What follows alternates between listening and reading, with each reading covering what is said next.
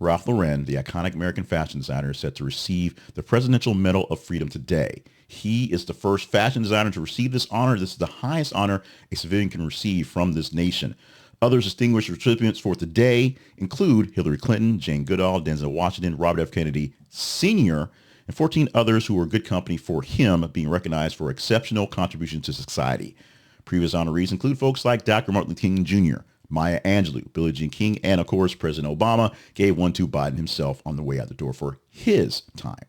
Now, Biden will present this medal to Lauren in a ceremony today, about 1 o'clock Eastern, I believe, at White House. Him and the other 18 recipients. He's getting his for significant contributions as a visionary designer, an entrepreneur, and a philanthropist.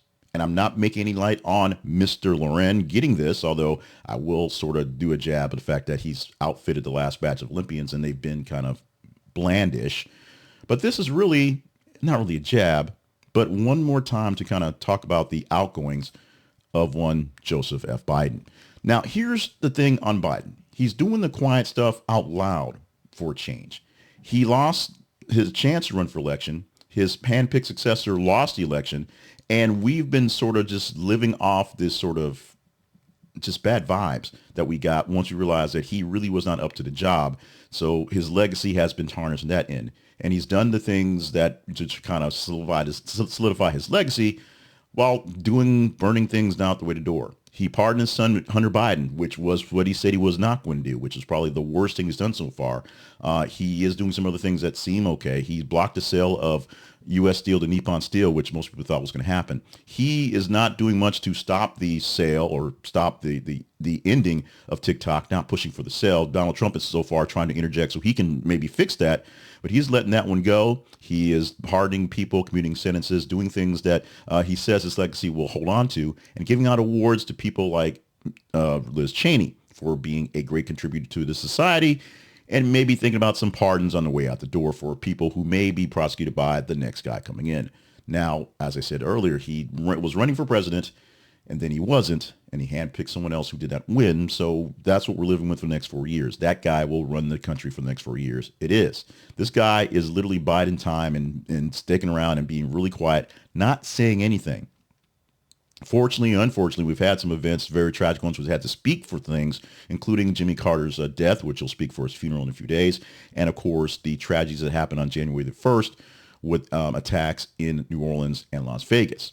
Two separate attacks right now, not seeing any actual connection to them, but two separate attacks that seem like terrorist attacks. Well, the terrorist attacks seem like attacks on liberty and freedom and have ISIS inspired. And so Biden had to step up on that one. We're not seeing a good Biden right now. We're not seeing a dark Brandon right now. We're seeing a guy that's old, that's tired, that needs to go away. I said those words, needs to go away because he needs to rest, not because he's done necessarily bad things.